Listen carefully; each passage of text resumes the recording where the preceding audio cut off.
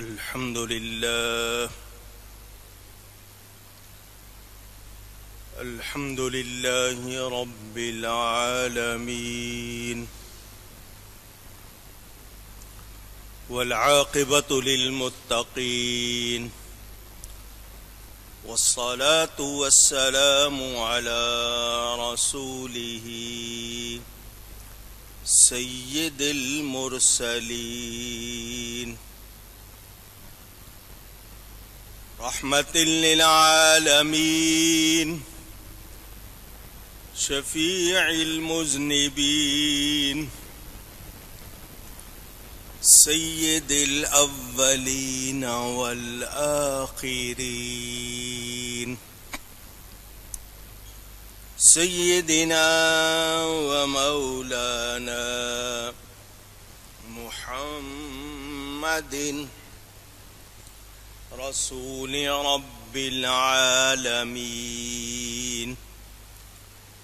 وعلى آله وصحبه أجمعين أما بعد فأعوذ بالله من الشيطان الرجيم بسم الله الرحمن الرحيم يا أيها الرسل كلوا من الطيبات واعملوا صالحا إني بما تعملون عليم وإن هذه أمتكم أمة واحدة وأنا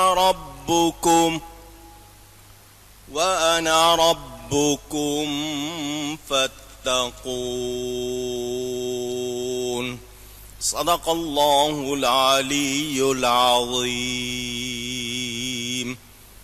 محبت کے ساتھ ایک مرتبہ دروشی پڑھ لیجئے۔ اللهم صل على سيدنا ومولانا محمد معدن الجود والكرم وآله وصحبه وبارك وسلم الصلاة والسلام عليك يا رسول الله الصلاة والسلام عليك يا حبيب الله الصلاة والسلام عليك يا رحمة للعالمين وعلى آلك وأصحابك يا شفيع المذنبين۔ حمد و صلات کے بعد قرآن کریم کی سورۃ المؤمنون کی تفسیر کا بیان آپ سن رہے ہیں۔ آیت نمبر 51 کا ذکر گزشتہ جمعے بھی کیا تھا۔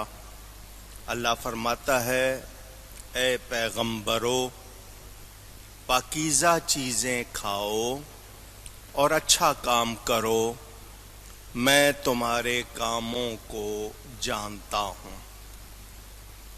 اس حوالے سے آپ کو یہ بھی بتایا تھا کہ رسول کا لفظ رسول کی جمع ہے، یہ خطاب ہر رسول کو ہے، لیکن بیک وقت ایک ہی ٹائم میں نہیں، کیونکہ رسول تشریف لاتے رہے، ان کے زمانے مختلف رہے اور ہر زمانے میں ان کو پیغام دیا جاتا رہا۔ یہ خطاب اس لیے ظاہر کیا گیا کہ سننے والوں کو معلوم ہو کہ ہر زمانے میں پاکیزہ حلال کھانوں کا حکم دیا گیا اور نیکی کا، اچھے کام کرنے کا حکم دیا گیا۔ لہذا سننے والوں کو، پڑھنے والوں کو چاہیے کہ وہ بھی پاکیزہ چیزیں کھائیں اور اچھے کام کریں۔ بعض مفسرین نے یہ بھی لکھا جو آپ کو بتا چکا ہوں کہ ذکر تو تمام رسولوں کا کیا، لیکن فرمایا گیا صرف ہمارے نبی پاک صلی اللہ علیہ وسلم کو، کیونکہ عرب کا یہ طریقہ ہے کہ مخاطب یعنی جس سے بات کر رہے ہیں اس کی تعظیم کو پیش نظر رکھتے ہوئے، پیش کے معنی سامنے کے ہوتے ہیں، نظر کے سامنے رکھتے ہوئے واحد کے صیغے کی بجائے جمع کا صیغہ لایا جاتا ہے، یعنی ایسی بات بجائے ایک کے جمع کے صیغے میں اس کی بات کی جاتی ہے، جس سے یہ ثابت ہوتا ہے کہ جتنے بھی فضائل اور کمالات تمام رسولوں میں تھے وہ سب کے سب میرے پیارے نبی پاک صلی اللہ علیہ وسلم میں موجود، اور یہ اللہ تعالی کی عطا ہے، اور نبوت انعامات جس کسی کو ملے ہیں میرے نبی پاک صلی اللہ علیہ وسلم کی بدولت ملے ہیں۔ نبی کریم صلی اللہ علیہ وسلم نہ ہوتے تو کچھ بھی نہ ہوتا۔ وہ اعلیٰ حضرت کا شعر پڑھتے نا، لا ورب العرش جس کو جو ملا ان سے ملا، بٹتی ہے کونین میں نعمت رسول اللہ کی صلی اللہ علیہ وسلم۔ یہ آپ نے اتنا حصہ سن لیا، اب بات ہے طیبات۔ اس حوالے سے آپ کو یہ بتایا پینے کی، کھانے کی، وہ تمام چیزیں جن سے ہم لذت غذا حاصل کرتے ہیں، اپنے شکم کو بھرتے ہیں، وہ پاکیزہ ہونی چاہیے، ستھری ہونی چاہیے، ہمارا کمائی کا طریقہ بھی درست ہونا چاہیے، اور جو چیزیں ہم کھائیں وہ بھی درست ہونی چاہیے۔ آپ کے ہاں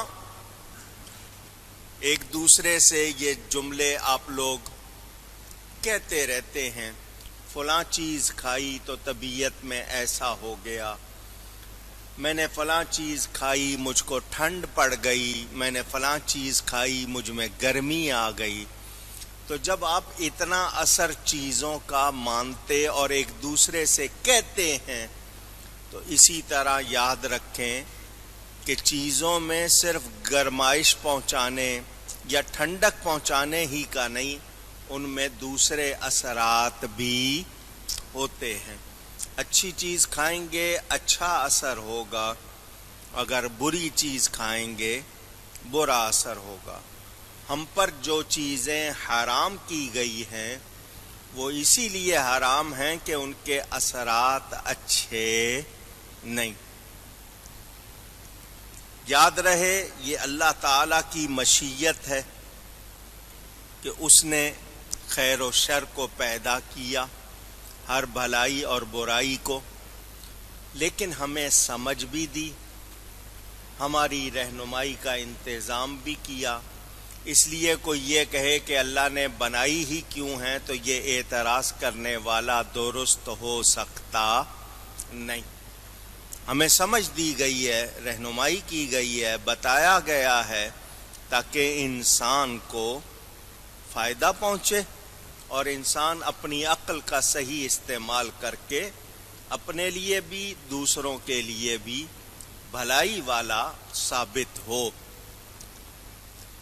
اللہ نے کیوں بنایا اس پر بحث کرنے سے آپ کو کچھ حاصل نہیں ہوگا، یہ اس کی مشیت ہے، اور اس نے ہمیں پیدا کر کے بتا دیا لِيَبْلُوَكُمْ أَيُّكُمْ أَحْسَنُ عَمَلًا، وہ تمہیں آزماتا ہے، آزمائے گا، وہ تمہیں آزما رہا ہے کہ تم میں سے کون زیادہ اچھا کرتا ہے۔ تو برائی کی تو گنجائش ہی نہیں ہے، لیکن ہم لوگ اگر خود ہی بری چیزوں کو پسند کرنے لگ جائیں تو اس میں ہمارا قصور ہے، بنانے والے کے لیے ہم کوئی غلط لفظ کہہ سکتے نہیں۔ چھری ایجاد کی، بنانے والے نے چھری بنائی، اب آپ اس کا غلط استعمال کریں تو بنانے والے کو غلط کہیں گے یا غلط استعمال کرنے والے کو غلط کہیں گے؟ یقینی بات ہے، تو اس کو یاد رکھنا چاہیے۔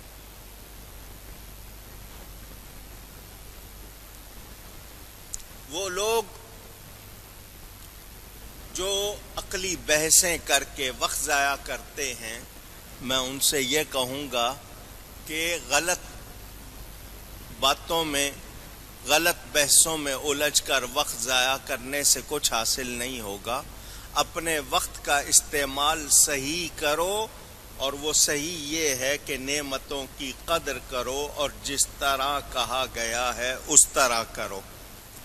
ایک چھوٹی سی مشین لیتے ہو، اس کے لیے ہدایت نامہ ساتھ ہوتا ہے، اس کے مطابق کرتے ہو، ورنہ مشین کا فائدہ نہیں ہوگا، مشین خراب ہو جائے گی۔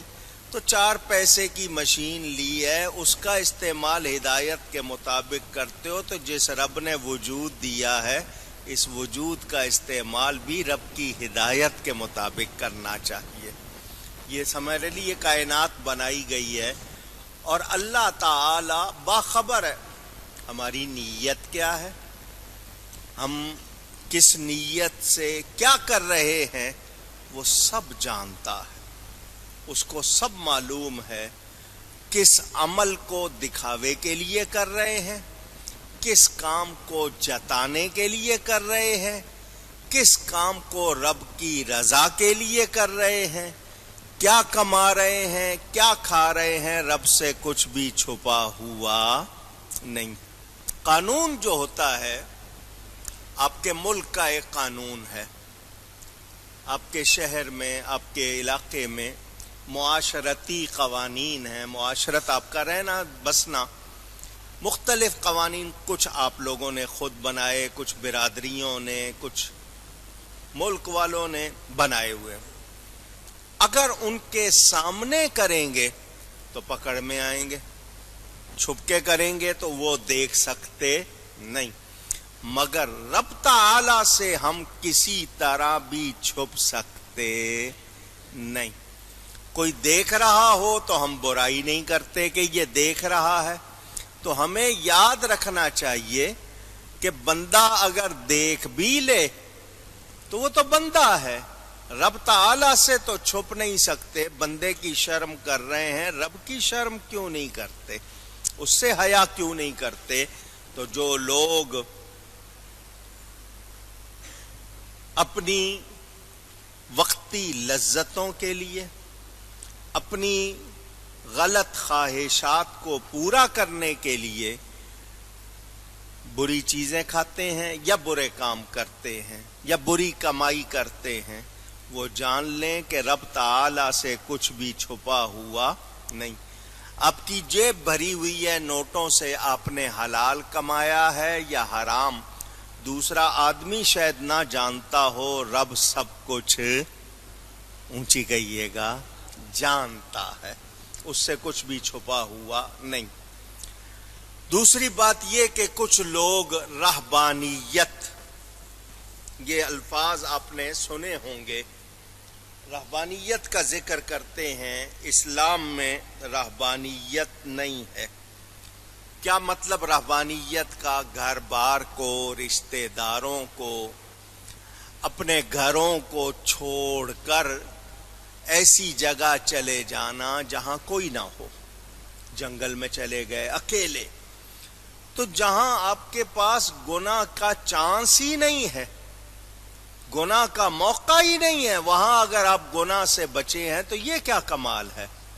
کمال تو یہ ہے کہ آپ گناہوں کے دلدل میں رہ کر اپنے آپ کو بچائیں، وہ کمال ہوگا۔ جہاں آپ گناہ کر ہی نہیں سکتے، کوئی جنگل میں رہے اور کہے میں نے گناہ نہیں کیا، تو وہاں تو گناہ کرنے کا موقع ہی نہیں تھا۔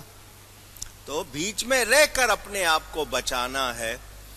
کچھ لوگ لذت کو چھوڑ دیتے ہیں، لذیذ چیزیں نہیں کھانی، تو یہ منع نہیں ہے۔ ڈاکٹر نے آپ کو وقتی طور پر آپ کی جسمانی صحت کے لیے پرہیز کہہ دیا، وہ اور بات ہے، لیکن آپ کہہ دیں کہ نہیں جی میں کوئی بھی لذیذ چیز کھاؤں گا ہی نہیں، تو اسلام ایسا نہیں کہتا، یہ آپ ہی کے لیے بنائی ہے، رب تعالیٰ کھاتا نہیں ہے۔ وَهُوَ يُطْعِمُ وَلَا يُطْعَمُ، وہ کھلاتا ہے مگر کھاتا نہیں ہے، تو یہ آپ کے لیے بنائی ہیں، لیکن اس نے جو آپ کے لیے پاکیزہ ستھری اچھی چیزیں بنائی ہیں وہ کھانی ہیں، جن کو منع کیا ہے ان کی طرف جانا نہیں ہے۔